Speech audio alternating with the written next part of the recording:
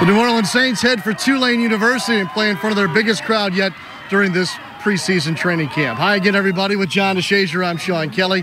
Welcome in once again to the Saints Training Camp Report. Greetings tonight from Ullman Stadium on the campus of Tulane University, where for the third time now, John, the Saints welcome in the big crowd and took things uptown for practice. Yeah, crowd is getting bigger, and I think that might be commensurate with how well the team is playing right now and the expectations. But it was a great crowd, great turnout, a lot of positive energy for this team. Yeah, the weather was fantastic too, and the players and coaches alike were energized by the atmosphere and really the change of scenery. We love coming out here. Number one, it's a schedule change, so we get a lot of time during the day to meet guys.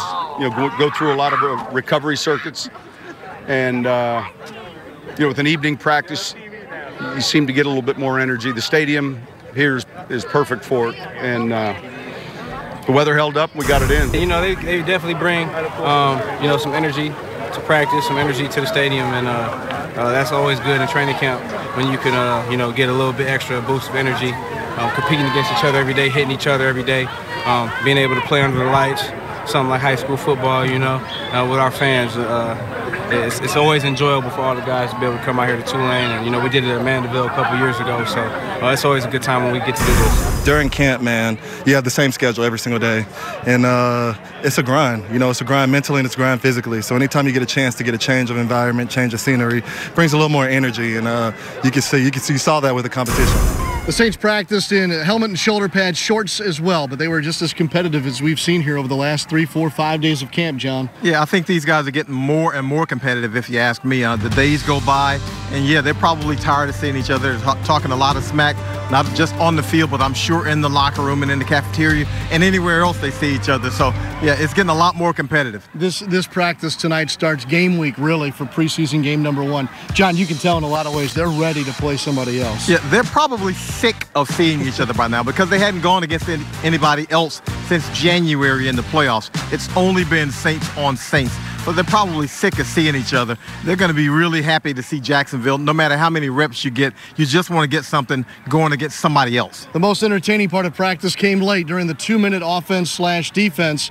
We had a couple of takeaways for the Saints defense, scoring opportunities as well. It started with P.J. Williams. P.J. Williams jumps a route, probably due to good coverage in the secondary, so Drew Brees has to hold it probably a little bit longer than he wants to, throws it a little bit late, and P.J. Williams able to jump that route. And then we saw, of course, Marcus Williams doing what Marcus Williams has done this entire training camp, which has come up with a pick in the end zone. Yeah, he took it away at the end zone, really at the end of practice today, and a big celebration by the defense. Head coach Sean Payton talked about those takeaways tonight and how these takeaways that we saw in that 2-minute offense/defense are different perhaps than the ones we've seen so far in camp. We talked the other night just about turnovers and then, turning turnovers into points. We kind of talked about there's been a handful of teams in our league's history that's had a lot of scoring plays on defense and what the percentages are of winning games when you score. Obviously in 2009 we scored a lot on defense, so it's a mindset. And I thought tonight there was a little bit of sarcasm in some of their celebration, but I'll take it. All right, John, so all in all, there's plenty to watch here at Tulane tonight. We kind of, I don't know if it's a trap or not, but at times we kind of fall into that who won the day, offense or defense. You and I have noted here recently that it's been kind of even, very competitive. Tonight, though, maybe have leaned back to that Saints defense again. Well, when you get a pick six, that always helps. When you get an end zone interception, that always helps. It kind of counterbalances a lot of what the offense is able to do. This is an active, young, aggressive, athletic secondary and defense overall. You see these guys making play after play after play. And after a while, you have to say, okay, this isn't a fluke. This is probably who they're going to be. Yeah, Alex Okafor spoke after practice tonight, noting how different this team is on the defensive side than what they were in training camp 1 year ago. As a defense, we're still we got a taste of what we can do last year, and we've been blessed to bring most of our guys back. So we're just at the tip of the iceberg right now, man. And we're excited every single day to see how much more we can grow. So it never gets old. It's never hard for us to focus because we know we still have so much left to prove. Still to come, we have some transactions here to talk about. We'll do that later on in the show as we begin the new week. Otherwise, stay with us when we come back from the break. An exclusive one-on-one visit with Saints quarterback Drew Brees. He's the quarterback. He's the captain. He's also the founder and commissioner of the Saints Quarterback Challenge, Drew Brees. Drew, I just came off the practice field, and somebody said, Drew just said, if you hit a kid, you lose points. And I had to turn around. What in the heck were you all doing today? Well, it wasn't hit a kid. We said if you hit a human. If you hit any human, you lose a point. Because obviously there was a bunch of people running around, a bunch of people had their kids out, and we had our courageous volunteers holding the targets. So for their safety, and in most cases, if they were getting hit, it was going to be a ricochet off a target, But still, there was some risk associated with that. So we just wanted to, it's always good when as QB, like, hey, you got your point value, targets, but then you can lose points too. So, you got to be careful with this throw. When you are in training camp 18, 19, and I'm sure they run together at some point, is there anything unique about this one so far? Well, it's combined a little bit of everything, and it's been a lot of good things. I mean, I think it's been very competitive, and that's what you always hope for, because I think that's where you really start to breed an attitude and you develop the culture. Like guys know, when they come to practice every day, like this isn't just kind of go through the motions and just running plays to run plays.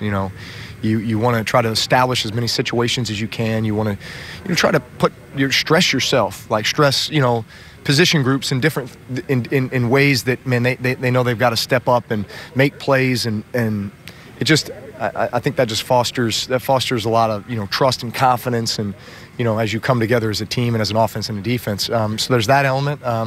Watching some of these young guys continue to progress, that's been good. Watching some of the free agent guys that we acquired in the offseason step into leadership roles and assert themselves. So those have all been good things.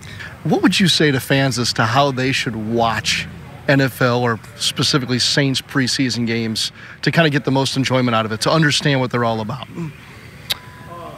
Well, I mean, the preseason is there for a couple reasons. I think for veteran players, you're just kind of working off the rust, and you're just, it's a little bit of dress rehearsal for the regular season, right? In most cases, the preseason is the opportunity for like the next great stars of the NFL, the young players that you don't know anything about right now, that are not a household name, that might be from some small college that nobody's ever seen play, who's an undrafted free agent, to all of a sudden like begin to develop that confidence that, I can be a great player in this league, right? That's where guys like Pierre Thomas made the team, and Lance Moore, right, made the team. And so many others, guys who were undrafted free agents. And these guys are fighting for jobs. I mean, there's like the ends of these games are fun. Like the second half of these games are fun. You may not recognize any name who's out there, but these games are fun because these guys are fighting for a job. They're fighting to be a part of, the future of this league. Hey, one more thing. I got to ask you about Traquan Smith. Yeah. He's turned a lot of heads here in the last 2 weeks, Drew. What is it about him that is so intriguing? Listen, I like his demeanor. I like the way he's come to practice every day during training camp. I didn't get a lot of time with him in OTAs. He was a little banged up, and as a rookie coming into this offense, it's like learning a whole new language. So, I think, getting a little bit more comfortable with the offense, and then us spending some time together in July prior to training camp, I felt like that helped us come in a little bit ahead of the curve. And then just to watch his, maturation, and again, I like his demeanor, just the way that he's approached each and every day. He's pretty quiet, just goes to work. He's got an interesting skill set, that you just kind of watch unfold. You watch him jump up and high point a ball and make a play. You watch him stick his nose in there and block a strong safety on a run play, and you're like, all right, this guy is he sees himself in a specific role with this offense that's going to be a big contributor, and so. That's a lot of it. Is just where does this guy see himself in this offense? The Saints Training Camp Report with John DeShazier. I'm Sean Kelly. A couple of transactions here, John, we need to note as we begin a new week of camp. A lot of it's due to injuries to guys who are leaving the football team. Yeah, a couple of injured guys. Offensive lineman John Fullington, wide receiver Brandon Coleman, no longer with the New Orleans Saints. Brought in Ricky Jefferson, the defensive back, and tight end John Phillips to hopefully fill some space on that position, because we know Benjamin Watson has not worked for the last several days. No doubt. Speaking of Coleman, by the way, this is a young man that came in and made his way off the practice squad and had really over 650 snaps last year for the Saints. Don't rule him out in the future. Head coach Sean Payton talked extensively about Coleman's situation. He's got a little bit of time still in his rehab. He'll be able to go ahead and rehab, get healthy, and I would anticipate that you know, it's not the last time we see him. You know, he and I had a good visit today. We're all on the same page. Is that related to what happened to him at the end of last season? Well, he's got 2 injuries. You know, he's got a hip and he's got a neck. Both of them are going to require some time. It'd be too early for me to say 3 weeks, 4 weeks, but his progress is going well, and it's just going to take a little bit longer. And right now, you know, with where we're at, we've got to keep making room so we can play these games. All right, here to wrap up, John, we're going to finally turn our attention to preseason game number 1. That'll be our next Saints training camp report. We'll preview Saints and Jaguars, that game in Jacksonville on Thursday night. Well, I think we're as ready for them to play against Jacksonville as they are.